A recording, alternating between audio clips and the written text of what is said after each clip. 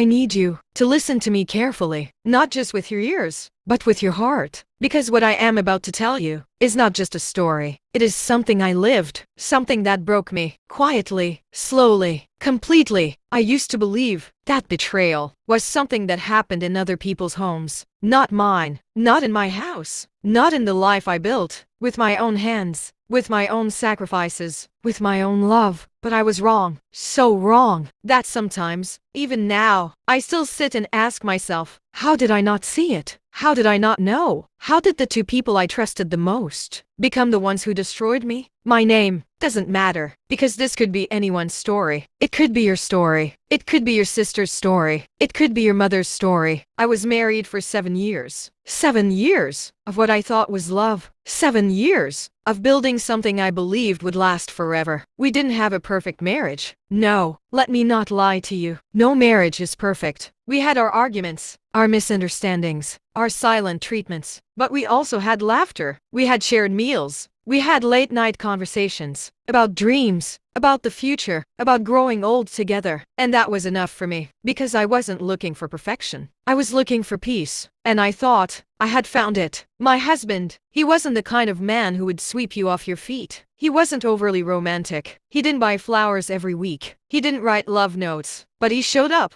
And sometimes, showing up feels like love. He paid attention. He provided. He was present. At least, that's what I believed. I trusted him, not blindly. No, I trusted him because I had no reason not to. And that kind of trust is dangerous, because when it breaks, it doesn't crack. It shatters. And then, there was my sister, my little sister. She was not just family. She was a part of me. I practically raised her. When our mother was struggling, I was the one who carried her on my back. I was the one who fed her. I was the one who wiped her tears. I protected her, even when she was wrong. I defended her, even when people told me not to. Because that's what you do for someone you love. You don't count the cost. You don't expect betrayal. You don't imagine that one day, they will be the reason you can't sleep at night. When she told me she needed a place to stay, I didn't think twice. Come, I said, this is your home. And I meant it. I gave her space. I gave her comfort. I gave her trust. I never watched her movements. I never questioned her closeness with my husband. Because why would I? That's my sister. That's my husband. What could possibly go wrong? Everything. Everything could go wrong. And it did. That morning, it didn't feel different. It didn't feel like the day my life would change forever. It was quiet, calm, normal, the kind of morning where nothing seems out of place. He was in the bathroom, the sound of water running, filling the silence, and his phone was on the bed, face up. I wasn't looking for anything. Let me say that again. I was not looking for anything. I was not suspicious. I was not checking his phone. I was just there, existing, living my normal life. Until it buzzed. That sound. It was small, insignificant, just a vibration. But sometimes, the smallest things carry the biggest consequences. I turned, slowly. I looked at the phone. Then I looked away. Then, I looked again. And I saw it. I loved those kisses yesterday. I didn't move. I didn't speak. I didn't even breathe properly.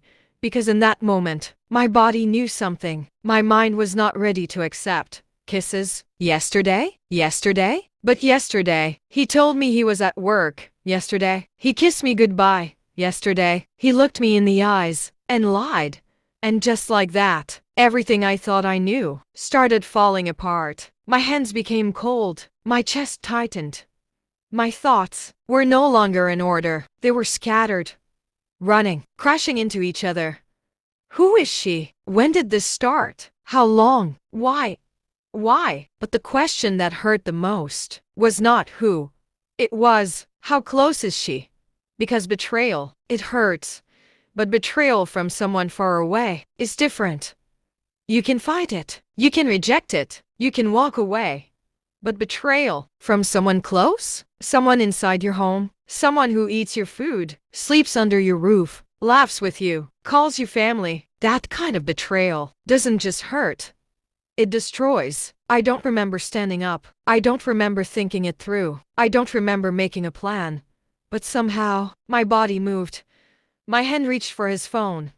And my mind became very quiet. Too quiet. That kind of quiet is dangerous. because it means something inside you has already broken. I unlocked the phone. My fingers were shaking, but my eyes, they were focused on the truth, focused on finding out who she was. But instead of searching, instead of scrolling, instead of calling, I did something I never thought I was capable of. I opened the chat. I stared at her name, saved. Not a number, a name. So this was not new. This was not a mistake. This was something that had been going on. I didn't read the old messages. I couldn't. Because sometimes, the first truth is already enough to destroy you.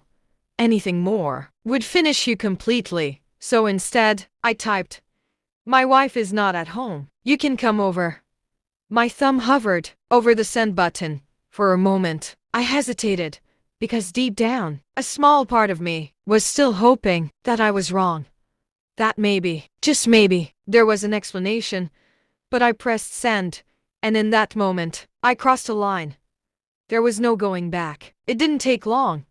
Too fast. Almost like she was waiting. "I'm on my way." That message, it confirmed everything. There was no confusion, no misunderstanding, no mistake. Just truth. Ugly, painful, unavoidable truth.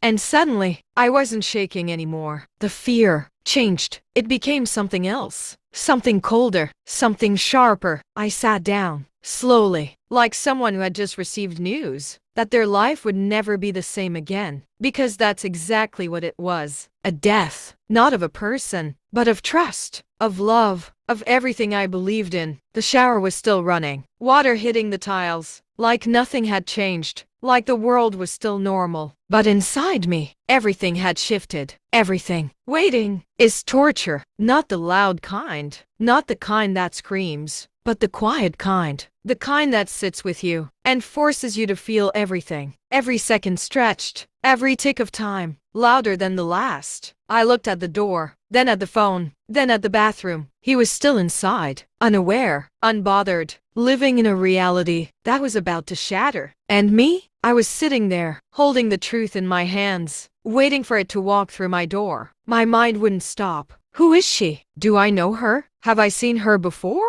Has she been here? Has she sat on this couch? Has she slept in my house? Then a worse thought came. Something I didn't want to think, but couldn't avoid. What if I know her? What if she is not a stranger? What if she is someone close? My breathing becomes heavier. No, no, no. I shook my head, refusing that thought, rejecting it, because some truths are too dangerous to even imagine. The bathroom door opened slightly. Steam escaped. His voice came out. "Are you still there?" I swallowed. Yes, my voice. Calm, too calm. "Okay.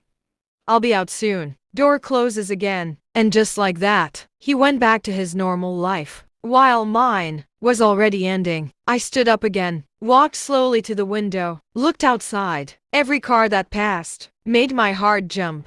Every sound felt like it was her. I didn't know what I would do when she arrived. I didn't know what I would say. I didn't know if I would scream, cry, or collapse. But I knew one thing. I had to see her. I had to know. I had to face the truth, no matter how painful it was. Because living in doubt is worse than facing reality. Then, it happened. My heart stopped. There it was. The moment. The truth. Standing on the other side of that door. I walked towards it, slowly, each step heavier than the last. My hand reached for the handle, and for a brief second, I almost didn't open it, because once I did, there would be no going back, no undoing it, no fixing it, no pretending. My hand was still on the door handle. I paused. I could feel my heartbeat, in my fingers, in my chest, in my throat, everywhere. One turn, that was all it would take. One turn, and the truth would step into my life, or destroy it completely. I turned the handle, slowly, carefully, as if moving too fast would make everything worse. The door opened, just a little, enough for me to see a hand, a familiar hand. Then, her face. My body stopped. Everything inside me stopped. Because standing there, right in front of me, was not a stranger, not a neighbor, not someone I had never seen before.